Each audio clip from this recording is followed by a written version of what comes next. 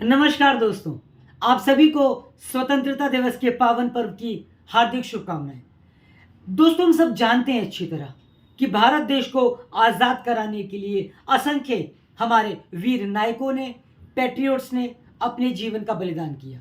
हम अनेकों नाम जानते भी हैं, लाइक महात्मा गांधी जी, डॉक्टर भीमराव अंबेडकर जी, सरदार वल्लभ भाई पटेल जी, भगत सिंह जी, अनेकों नाम हम जानते हैं।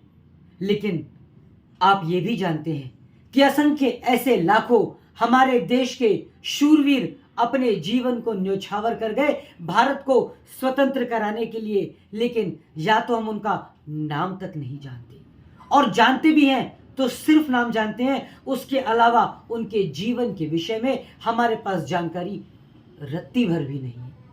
दोस्तों नमस्कार, मैं मनीष क्षेत्रपाल आप सबका स्वागत करता हूं और मैं एक श्रृंखला, एक सीरीज लाने का प्रयास कर रहा हूं जिसमें मेरा मकसद रहेगा कि मैं आप सबको जानकारी दूं, आप सबको बताऊं उन अपने भारत के असंख्य अनसंग हीरोज के बारे में जिन्होंने अपने जीवन का बलिदान दे दिया और हम उनके बारे में जानते तक नहीं। उससे पहले अगर आप मेरे चैनल पे नए हैं तो प्लीज लाइक, सब्सक्राइब और कमेंट जरूर कर दीजिएगा।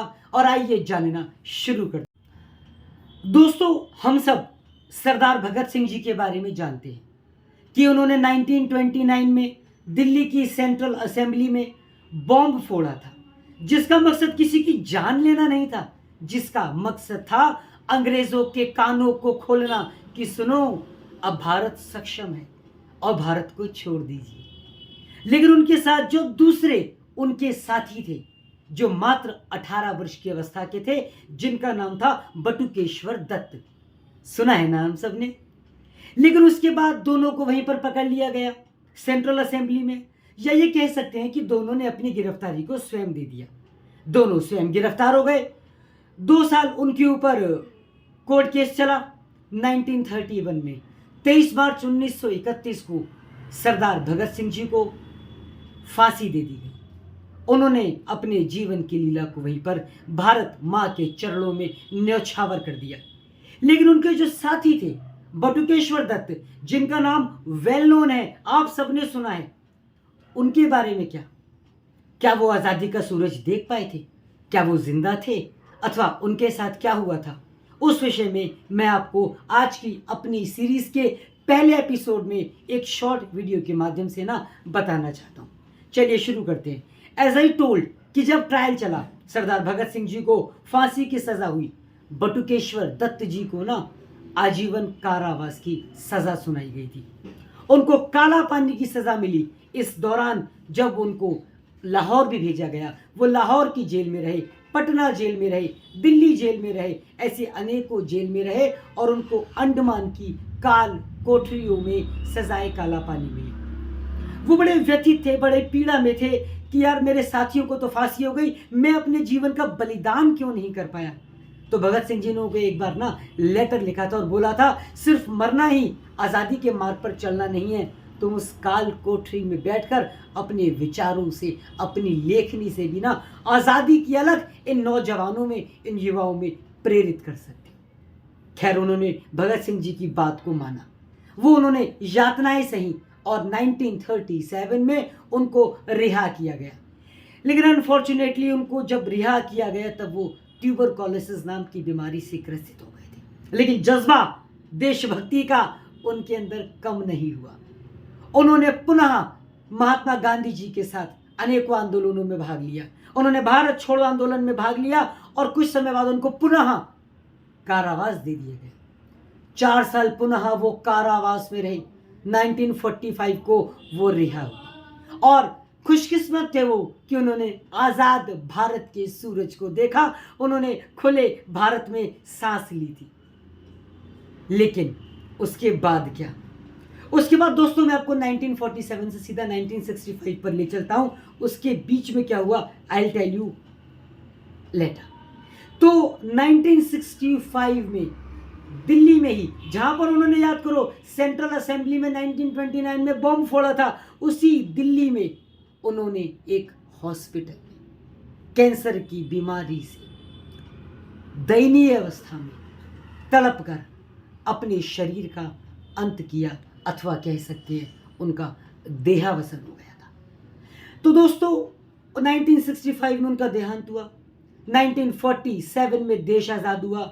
इनके बीच के जो 18 साल लगभग बीते वो उनके कैसे बीते होंगे? वी कैन इमेजिन लाइक, वो तो स्वतंत्रता सेनानी थे, विलासितापूर्ण बीते होंगे, बहुत अच्छे बीते होंगे, उनको बहुत अच्छे पद, उनको बहुत अच्छे मेडल्स और सम्मान मिले होंगे।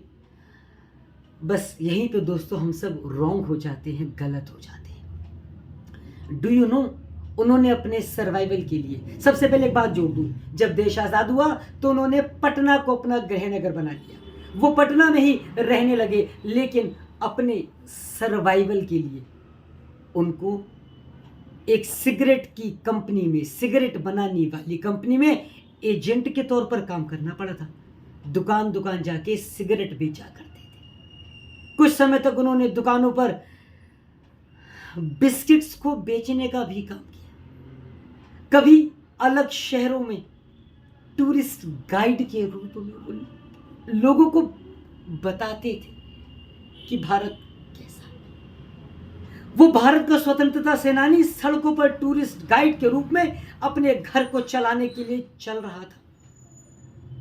एक बार जब पटना में ही बसेस के परमिट हो रहे थे तो वो भी उस बस की परमिट कराने की लाइन में लग गए कि शायद मेरा नंबर आएगा, मुझे भी बस अलॉट हो जाएगी। तो जब वो कमिश्नर के सामने पहुंचे, बोला कि मैं बटुकेश्वर दत्त हूं कमिश्नर और मैं स्वतंत्रता सेनानी हूं। कमिश्नर ने कहा जाओ पहले इस बात का प्रमाण लेकर आओ।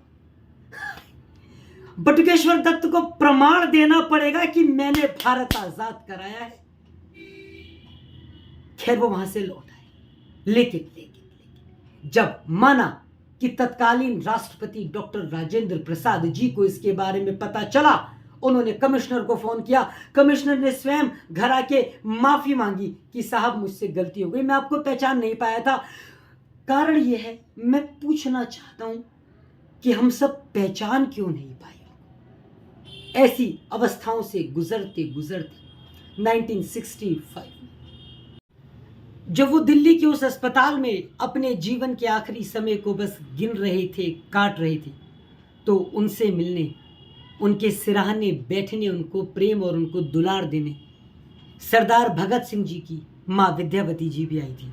वो उनको अपना दूसरा बेटा मानती थी। उन्होंने कहा कि बेटा तेरी कोई इच्छा जो हम पूरी कर सकते हैं? तो बोले माँ अब जीवन तो कुछ बचा नहीं है, बस एक चीज़ चाहता हूं कि मेरा अंतिम संस्कार उस जगह पे ही करना, पंजाब के उस हुसैनी वाला में जहां पर मेरे भाई, मेरे साथी भगत सिंह, सुखदेव और राजगुरु की समाधि है। ऐसा कहते हुए दयनीय अवस्था में वो हम सबको छोड़कर 1965 में चले गए। याद रखें, आज के बाद हमेशा इस स्वतंत्रता सेनानी को भी, बातें दोस्तों और बहुत भी हैं, लेकिन आपको इन शॉर्ट समझाना था। आई होप कि समझ में आपको आया होगा। नेक्स्ट पार्ट में, यानी इस सीरीज के सेकंड वीडियो में, मैं ऐसे ही किसी और भारत के महान अनसंग हीरो के बारे में आपको डेफिनेटली बताऊंगा। टिल देन, जय हिंद, जय भारत।